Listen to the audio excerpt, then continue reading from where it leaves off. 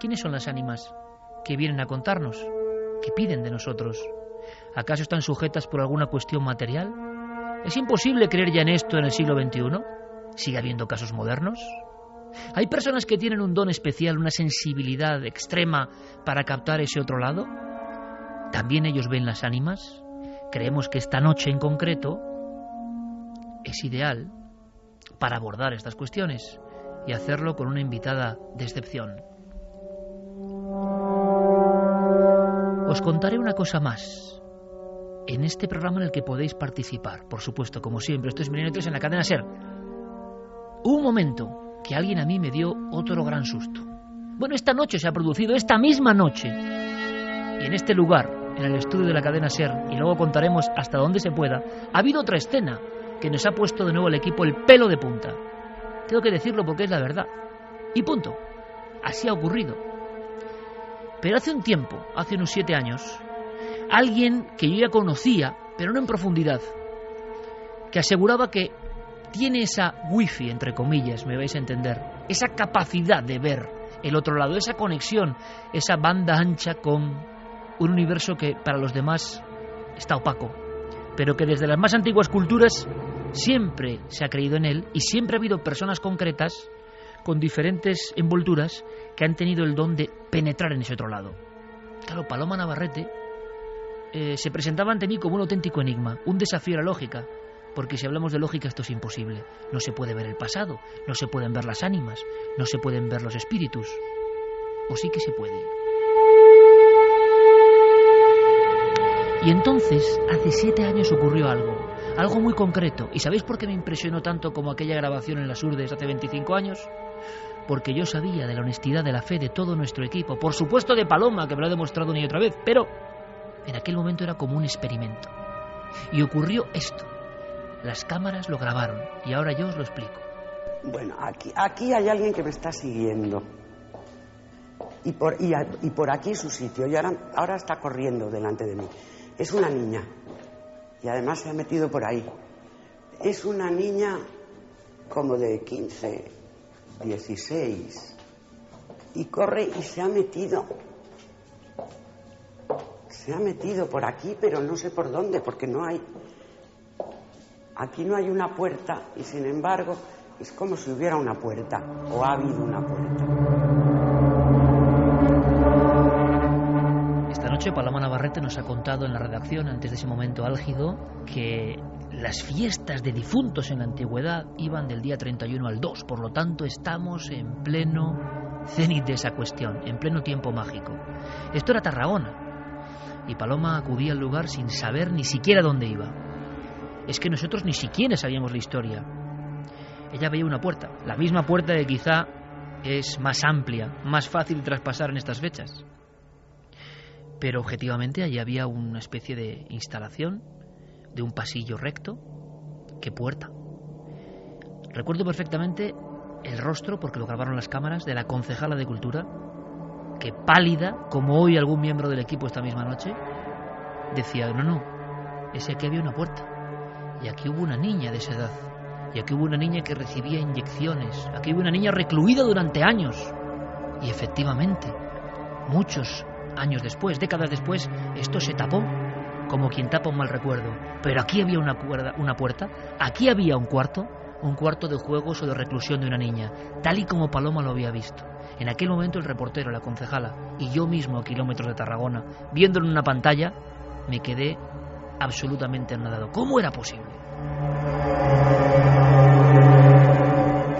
Karen, buenas noches. Buenas madrugadas, Iker. Pues de esos posibles imposibles vamos a hablar de esas experiencias en la frontera. Del libro que acaba de publicar Paloma, mis contactos con el más allá. La verdad es que yo me lo he leído en 2 días. Es un relato de su propia vida que cuenta tal y como habla Paloma, de una forma súper sencilla, con también cierto humor, porque creo que estas cosas hay que tomárselas así, porque si no yo creo que sería muy difícil soportar ver determinadas cosas, ¿no? Y más cuando estamos hablando de ese otro lado, aunque Paloma, como luego nos lo dirá ella misma, nos dice que no hay entes malos, que no hay fantasmas peligrosos ni que hagan daño a los que estamos por aquí. Pero antes de que Paloma hable, Diego Marañón, nuestro compañero, ha hecho una semblanza. Y además una semblanza en la cual, junto a Javi, ha metido el micro prácticamente dentro de, y junto a Fermín, de la redacción de Cuarto Milenio. Porque son muchos años y muchas experiencias. Y bueno, es interesante ver cómo el equipo hermano de la televisión percibe a Paloma.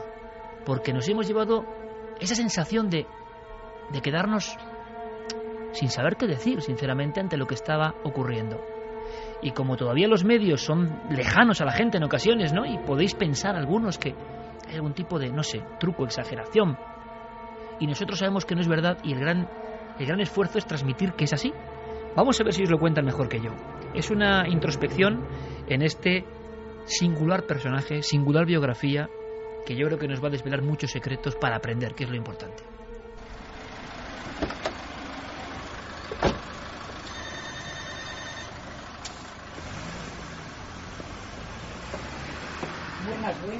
Buenas tardes, ¿qué tal? A ver, Pasa, adelante. Vale, gracias. Bueno, yo lo que quiero ahora es darme una vuelta por la casa, a ver, que no la conozco, a ver cómo... A menudo todo comienza así. Paloma llega a ciegas, sin información previa, a ciertos inmuebles marcados por lo insólito. Son edificios que encierran entre sus paredes historias y habitantes que quedaron anclados en el tiempo y que solo ella es capaz de percibir. Mientras Paloma se desplaza por esos lugares, los reporteros de la nave del misterio se convierten en testigos mudos y privilegiados de sus capacidades. Gerardo Peláez y Pablo Villarrubia. No sé si existen los fantasmas, los espíritus. De existir, no me extraña más mínimo que hayan elegido a Paloma para que sea su interlocutor, su amiga en esta realidad que nosotros vivimos. Creo que es la persona más acertada, es una persona que tiene una sensibilidad especial y no me extraña, ya digo, que esas fuerzas, esas energías hayan elegido a Paloma para clamar venganza, para transmitir un poco sus dudas, sus recelos, lo que nos quieren contar desde el más allá. Tuve la oportunidad de verla en plena acción en el Castillo del Buen Amor en Salamanca hace unos años para Cuarto Milenio y me quedé de veras impresionado con la capacidad de esta mujer de moverse en un ambiente desconocido y al mismo tiempo captar de forma magistral señales de un pasado remoto, de algo que queda latente en las paredes de aquel lugar y que coincide después con la información que nos daban los testigos de una serie de fenómenos paranormales. Paloma ha sabido desarrollar sus asombrosas facultades a lo largo de su vida, siendo capaz de alterar sus estados de consciencia con el propósito de sintonizar con otras realidades. Y a lo largo de las 10 temporadas de Cuarto Milenio, su percepción más allá de lo evidente jamás ha dejado de sorprender a nuestros compañeros.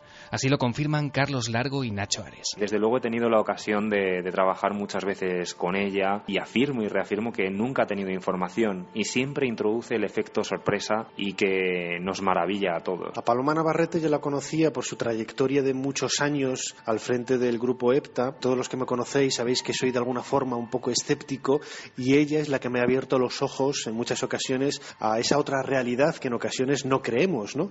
Y que a mí me deja desconcertado. Podría hablar de infinidad de anécdotas vividas con ella. Yo me quedo con todo lo vivido en la Casa de Córdoba, que veréis muy pronto en Cuarto Milenio. Paloma sabe que los habitantes del otro lado intentan llamar la atención de los vivos porque tienen algo que comunicar. Eso es justo lo que ella trata de descubrir en las investigaciones junto al equipo de la nave, para así ayudar al fantasma a seguir su viaje. Así la ven José Miguel Gaona y Javier Sierra. Inicialmente he de decir que me acerqué a ella con el mismo interés a lo mejor que un entomólogo, dada mi condición de psiquiatra, se acerca a alguien que es un tanto extraño, excéntrico o raro, ¿no? Pero además de esa sensibilidad, además de esa manera de ver el mundo, que fue lo que más me llamó la atención, comencé a entender que quizá es verdad que hay personas que, igual que otros, por ejemplo, son capaces de distinguir la añada de un vino prácticamente a pocos centímetros de su nariz. Hay otros que son capaces de ver más allá. Siempre me maravilló la forma en la que ella merodeaba por la habitación o por la vivienda de manera libre y abría mucho los ojos y nos empezaba a contar cosas que los demás no éramos capaces de ver. Confieso que al principio me mosqueó, pero después, con el correr de los años, he visto que muchas de sus apreciaciones han terminado revelándose exactas o muy parecido a lo exacto. Paloma lleva más de 30 años transitando por las fronteras entre la vida y la muerte, y a pesar del tiempo transcurrido, su capacidad de asombro, por fortuna, permanece intacta. Su índice de aciertos en las casi 3 decenas de investigaciones que ha compartido con el equipo del programa es abrumador, acercándose al 90% de éxito. Nuestra invitada no solo percibe un contexto certero, sino que va más allá, aportando en ocasiones incluso los nombres y apellidos que sus invisibles confidentes le revelan. Milenio 3 da la bienvenida, en esta noche de ánimas, a nuestro enlace entre su mundo y el nuestro. Paloma Navarrete, buenas noches. Buenas noches, Iker. Buenas noches a todos. ¿Tú sabías esa estadística? Las 30 investigaciones in situ con Cuarto Milenio. Diego, que es un figura, le he pedido a última hora el dato, he estado revisándolo todo y cerca de un porcentaje próximo al 90% hablamos de cosas como muy concretas, ¿no? Porque hay otras subjetivas que, bueno, pero muy concretas. 90%, eso es una estadística que te compromete, ¿no? Porque claro, luego todo el mundo va a pensar que esto es sencillo, imagino que de sencillo nada, ¿no, Paloma? Mira, esto es mucha responsabilidad. No tenía ni idea de esa estadística, pero bueno, me deja un poquito sobrecogida. A ver, no es sencillo, pero sí es sencillo. O sea, no sé cómo explicarlo. Pues que, por ejemplo, yo no miento, hemos vivido una escena aquí esta noche, compañeros, y yo creo que esto tiene que ser una entrevista coral, así que abrimos el turno de preguntas, de reflexiones entre todos, ¿no? Pero hay que aprender mucho de Paloma, pero es que, por ejemplo, nuestro compañero Fermín Agustí, que creo que es de los pocos aquí que no he visto a Paloma en acción, hay una vieja historia en la cadena SER, que por supuesto por rubor, ¿no? No vamos a contar tampoco así con detalle, porque aparte tiene que ver con un viejo antiguo compañero, pero Paloma por supuesto no sabe nada, porque es que no sabe casi nadie nada. Y teníamos datos, detalles, vamos a llamarlo así, simplemente de que alguien había visto algo, más de una persona, y bien, como una de curiosidad. Los que estamos aquí solamente le llegamos a conocer, tú y yo. Sí, realmente. El resto del equipo no llegó a conocerlo, excepto Yeray. Bueno, pues Paloma, para sorpresa de nuestros compañeros de los 40 municipales que estaban ahí en la zona esa, nada, ha echado una ojeada, ¿no? Y solo os puedo decir que nuestro rostro, de todo el equipo, se ha demudado, porque digamos que se daban los datos concretos de personalidad, anatómicos, de forma de hacer todo. Entonces, claro, es una responsabilidad, Paloma, es una responsabilidad, porque imagino que a veces, por cierto, y muchas veces que no se ve nada, en un sitio no se ve nada, o siempre se ve algo. No siempre se ve algo. Hay muchos sitios en los que no hay nada y no se ve nada. Hay otros sitios en los que puedes ver cosas, acontecimientos que han ocurrido en otro tiempo en ese lugar y que los ves pues como si fueran una película, o sea, que aparecen ahí, pero no están vivos. Es lo que se llama impregnaciones. Bueno, pues yo descodifico algo que ocurrió y lo veo, pero no es que estén ahí las personas que participaron en esos acontecimientos. Hace una hora más o menos, Paloma, sí, hace una hora, menos de una hora, tú veías algo y lo describías además con una especie de carga psíquica muy potente, más allá de nombres o de cuestiones anatómicas, describías a alguien muy enfadado. Bueno, yo describí a alguien que lo estaba viendo delante de mí, que lo estaba viendo actuar y que era una persona que debía tener un carácter bastante agrio y bastante malo, y estaba enfadadísimo y pedía un papel o un documento a otra persona y fumaba, que no paraba de fumar ni un minuto, y me decía: déjame en paz. Santi, ¿cómo te has quedado? Pues la verdad es que... porque ha sido realmente, ahí no había cámaras, ahí no había, ha sido entre nosotros. Sí, muy sorprendido, porque efectivamente yo no conocí a la persona en cuestión, pero sí que habíamos hablado previamente a la llegada de Paloma, pues todos los detalles de la historia, y claro, es que hay que verla. Hay que verla con la mayor naturalidad del mundo, que de repente va desgranando uno a uno las mismas claves que me habéis dado vosotros.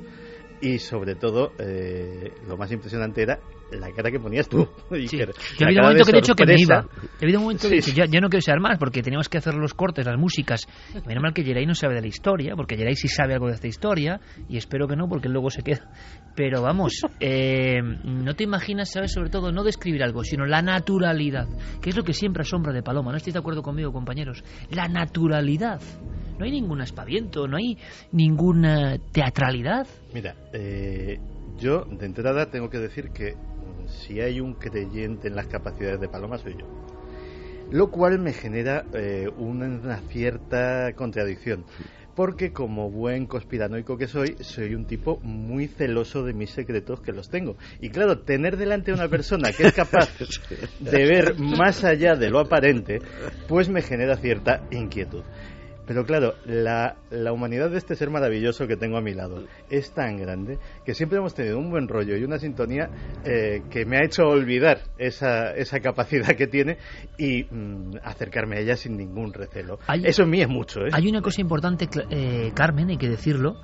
Se ha encargado de leer de cabo a rabo el libro de Paloma, que es Experiencias en la Frontera, y que ya nos cuentan que es un bestseller, y a partir de esta noche más, y a nosotros nos alegra, porque pueden descubrir cosas. A ti te llama mucho la atención, y me gustaría que le preguntes tú a Paloma, y así haremos la parte de la infancia, ¿no? Porque quizá muchas personas puedan sentirse exacto, identificadas, porque todo tiene un inicio, ¿no? Fíjate, a mí había pasajes en los que contaba Paloma en que en cierto modo decías, bueno, no era la única niña, a lo mejor, que de niños se ven muchas cosas, y cuando tienes hijos, incluso ellos te están relatando cosas que tú no puedes ver, y ellos están perfectamente describiendo a esa persona.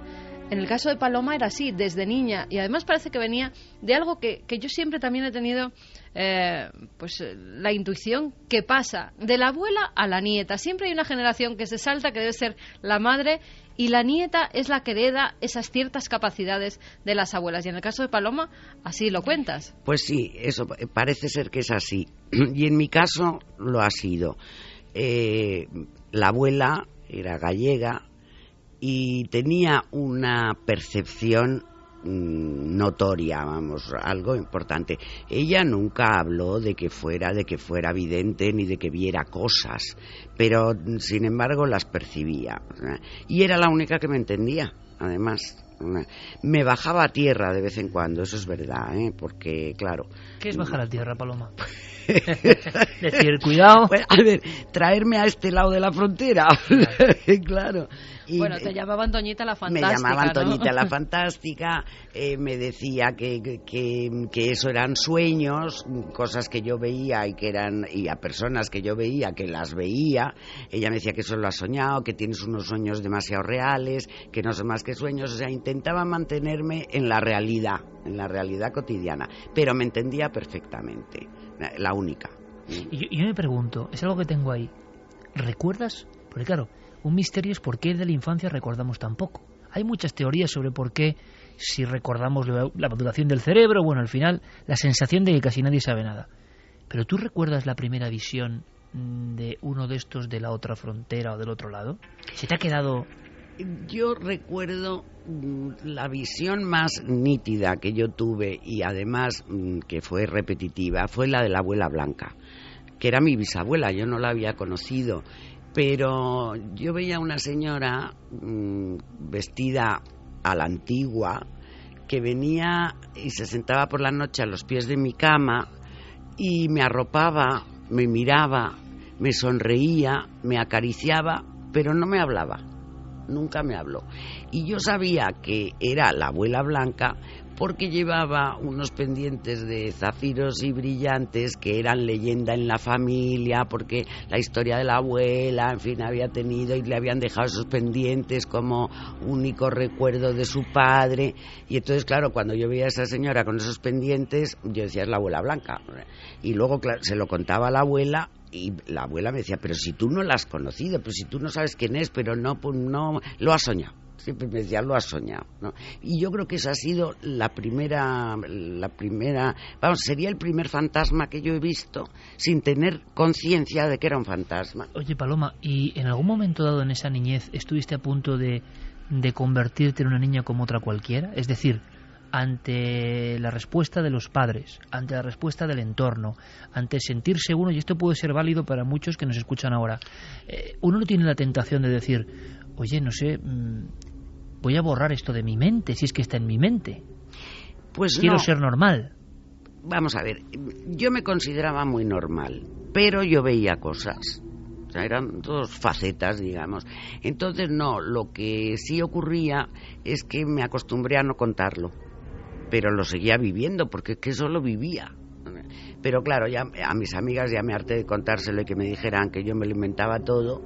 Y de vez en cuando, ya cuando no podía más, se lo contaba a la abuela, pero si no, pues no se lo contaba. ¿Y había miedo siendo niña? ¿Llegaste a tener miedo en un cierto momento cuando a una compañera tuya le ocurre algo? ¿Llegas a tener incluso miedo de tus capacidades, no? Porque crees que puedes provocar el mal. A ver, llego a tener miedo de ser mala. Porque yo creía, llegó un momento que yo cuando veía que le iba a pasar algo, y además es que a esa amiga le tenía yo mucha manía, que no era amiga, eran Milagritos, la famosa Milagritos, no era amiga mía, me hacía faenas, yo a ella también, pero entonces cuando yo de repente veía algo que luego pasaba, llegué a pensar que yo era la que condicionaba el acontecimiento, ¿no? Y entonces empecé a pensar que yo era mala. Y entonces lo que me daba miedo, no verlo, me daba miedo ser mala. Porque claro, me tuve que ir a confesar y todo. Y claro, el cura no entendía nada. ¿Y miedo de las visiones, Paloma? Que es lo que yo quería saber. Es decir, una niña muy pequeña y ve a una mujer que en el fondo es una anciana que se sienta a los pies de la cama con unos pendientes, aunque tú creas que es la bisabuela. Pero conforme tú en una casa, en un lugar, vas viendo estas apariciones, como le pasa a tanta gente, ¿llegas a tener miedo en algún momento? No. ¿Nunca? Nunca he tenido miedo. Qué curioso. Cuando era pequeña no he tenido miedo, nunca.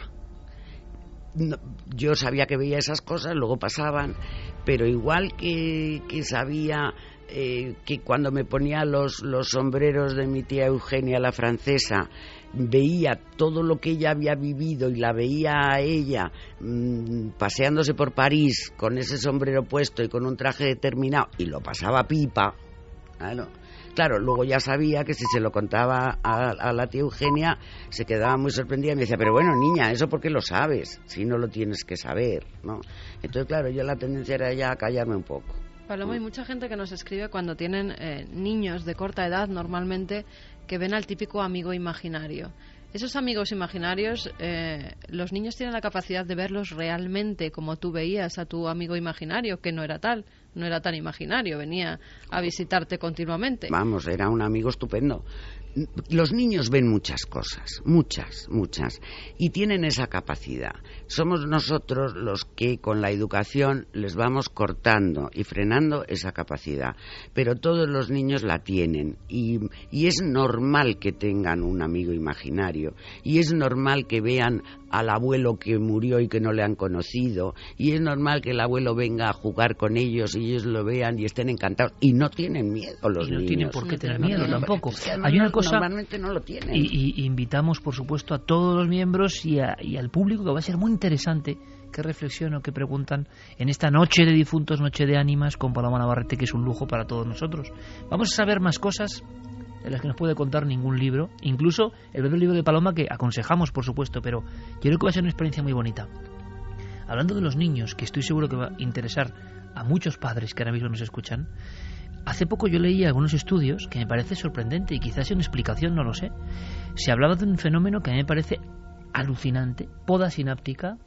Hay un momento en que los niños, por ejemplo, de 2 años, 3 años, 4 años, que no se acaba de entender, tienen más neuronas que nosotros, más posibilidades de conexión neuronal que nosotros. ¿Cómo es posible? Uno dice, si lo lógico es ir creciendo en experiencia, ¿no? Bueno, pues hay un momento, y esto me parece, se ha hablado muy poco en el mundo del misterio, hacia los 6, 7 años, que el propio cerebro va haciendo la poda, fijaos el término, ¿eh? Es decir, esos conductos, esas áreas se van deformando hasta desaparecer, y se va pareciendo el cerebro más a lo que ya tenemos. Y yo creo que la naturaleza, Paloma, no debe hacer nada porque sí. ¿Será que las personas que tenéis cierta sensibilidad seguís siendo un poco niños en ese sentido? ¿Que áreas del cerebro, antenas, se han quedado ahí y no se han podado? Pues yo creo que la poda debió ser defectuosa y algo quedó. Algo quedó. Pero algo que igual en naturaleza deberíamos tener todos, es lo que digo. Es que lo deberíamos tener todos y yo creo que en mayor o menor medida todos lo tenemos.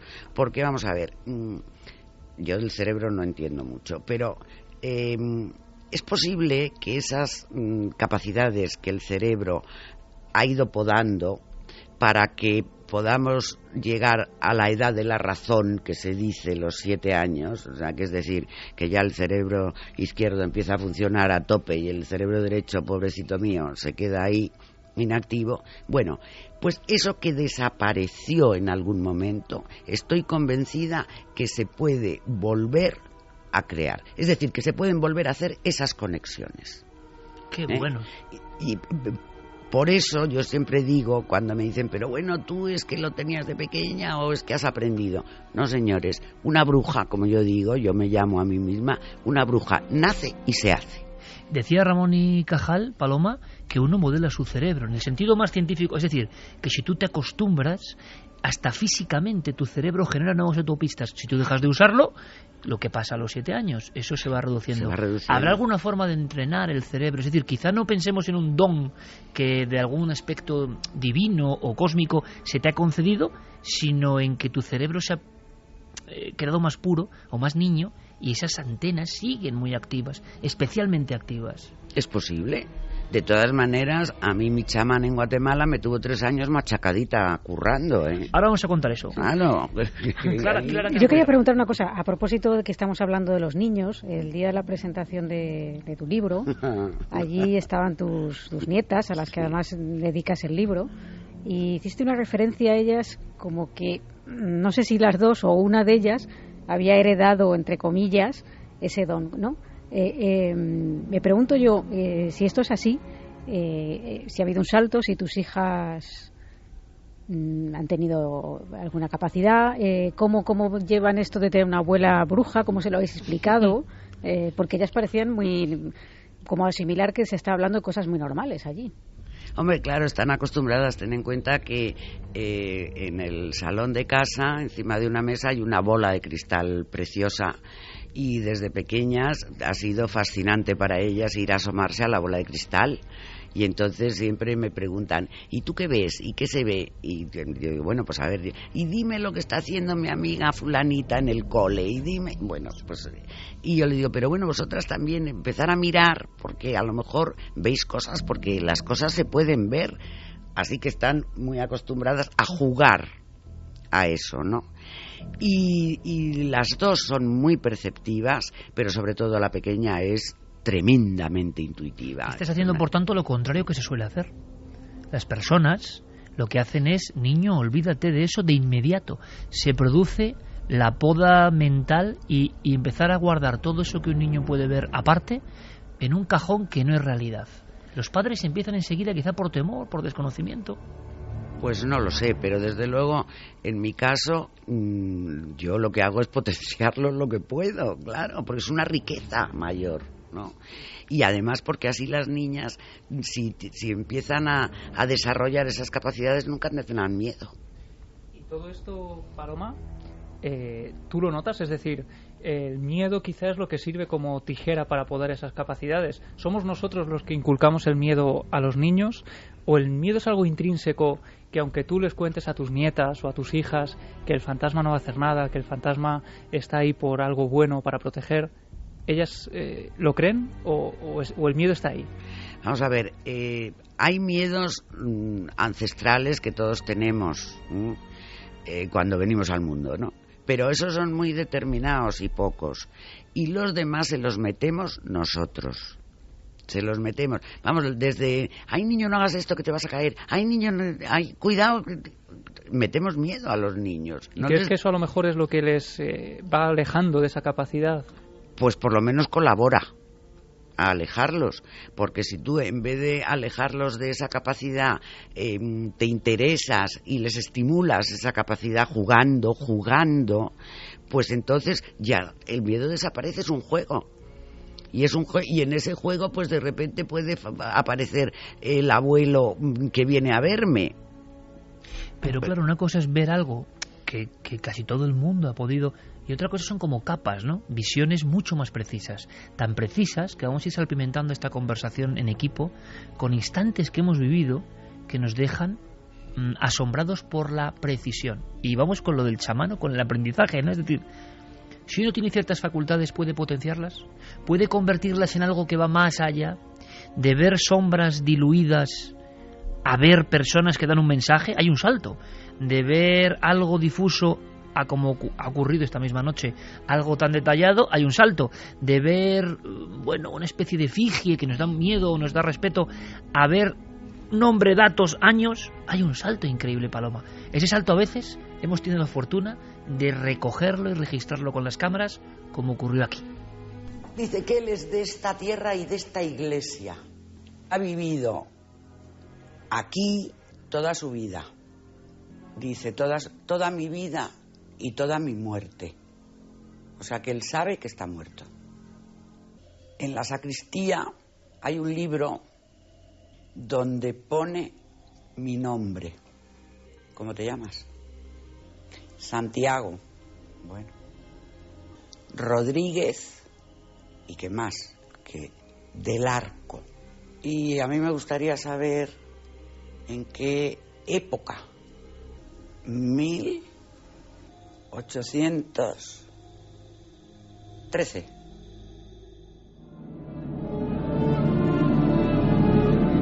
Carmen, yo creo que este corte de voz ilustra perfectamente a lo que nos estamos refiriendo. La niña Paloma parece que va creciendo. Luego habrá que ver también cómo se come ser una licenciada en farmacia, que es un mundo científico, los elementos, si no se produce una contradicción, si se puede conjugar perfectamente. Pero van pasando cosas que son importantes y que se cuentan en su propia biografía de las experiencias en la frontera, ¿no? Llega un momento en el que después de esa niñez, y ya con 12, 13 años, Paloma como que se olvida un poco de estas capacidades. También es una edad donde todo es un mundo nuevo, ¿no? Los amores, los colegios, todo es diferente. Hasta que de nuevo, cuando tiene que trasladarse a Guatemala para vivir allí con su familia, porque su marido tiene que trabajar allí, pues es donde comienza a retomar esas capacidades que tiene y a ampliarlas. Conoce a su chamán, además, en una fiesta, y él le dice que ella va a ser la persona a la que entrene para que tenga esas capacidades, para que herede en cierta forma el legado de este chamán. Y esto, Paloma, parece que es un punto de inflexión en tu vida fundamental. Lo has sacado a relucir enseguida, ¿no? Una cosa son, digamos, el equipaje que traemos de serie y que algunos tiramos por la borda y nos olvidamos, otros lo mantenéis, pero encima hace falta un esfuerzo, un entrenamiento y un trabajo. Naturalmente que hace falta un esfuerzo. Las capacidades que yo tenía de pequeña estaban ahí, estaban adormecidas porque, como dice Carmen, la vida de aquí me empezó a interesar cada vez más, evidentemente, y entonces tengo que decir también que para lo único que las utilizaba era para saber qué preguntas me iban a caer en los exámenes. ¿Y acertabas? Bastante. Qué pena no haberte conocido antes, Paloma. Eso es tremendo. Bastante, pero bueno, pero ahí estaban. Y fue cuando mi chamán me encontró a mí, más bien, porque así fue, pues yo acepté. El chamán elige y el aprendiz acepta. Y yo acepté. Y entonces ahí fue cuando primero como que volví a revivir todo lo que había vivido de pequeña, o sea, acordarme, apareció todo ahí. Y luego ya, claro, a dedicar tiempo, horas y días a desarrollar esas capacidades, a ordenar esas capacidades y a canalizar esas capacidades.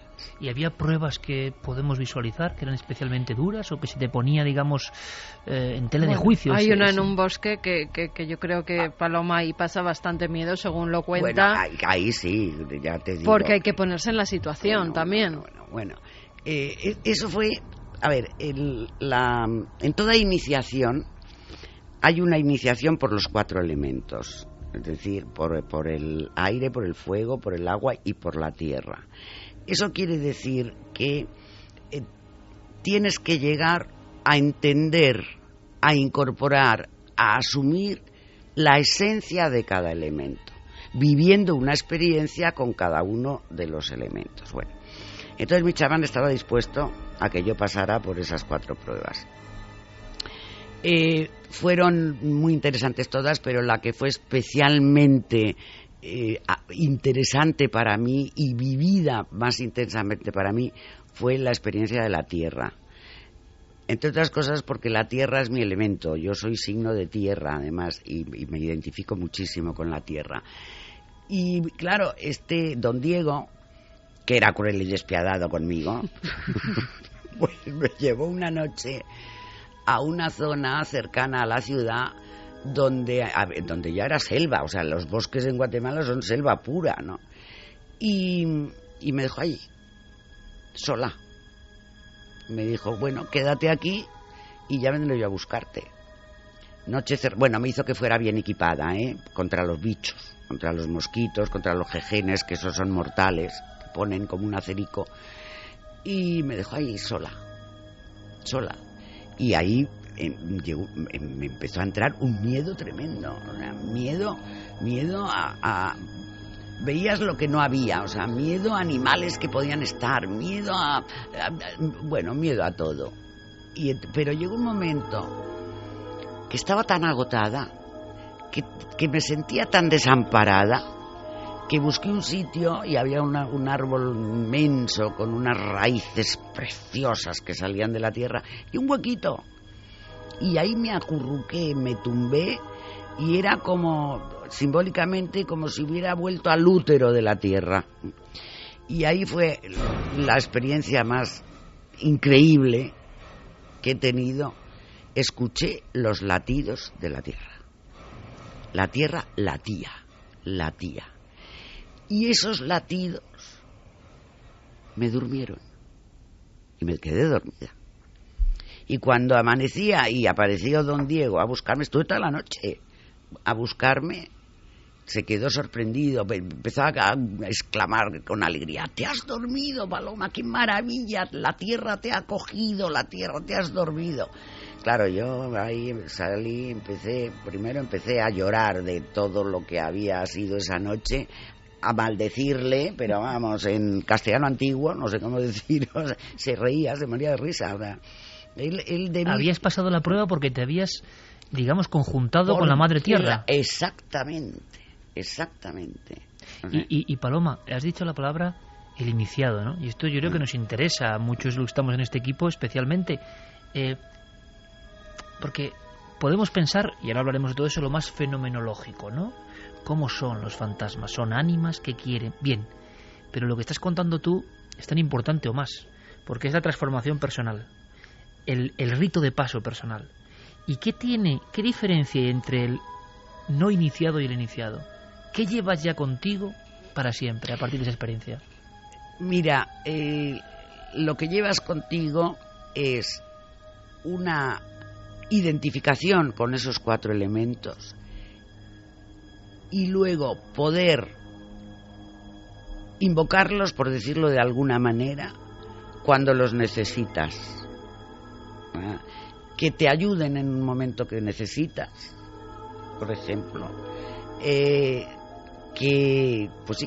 te ayuden, que acudan a ti en el momento que son necesarios para ti. La esencia.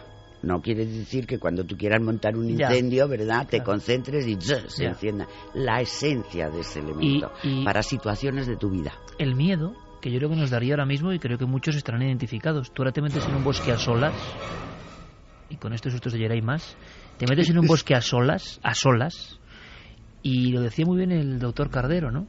Toda nuestra pátina de las tablets, la electricidad, el wifi que decíamos, el automóvil, todo eso se va al garete con un par de horas en el bosque. Y yo creo que esa es la prueba, ¿no, Paloma? O sea, o te acepta o no. Si tu miedo te vence, seguramente tu vida, solo por aquella noche, hubiera sido totalmente diferente, ¿no? Totalmente diferente. Era la prueba de paso. Sí, señor. O la naturaleza te aceptaba o no te aceptaba. No me aceptaba.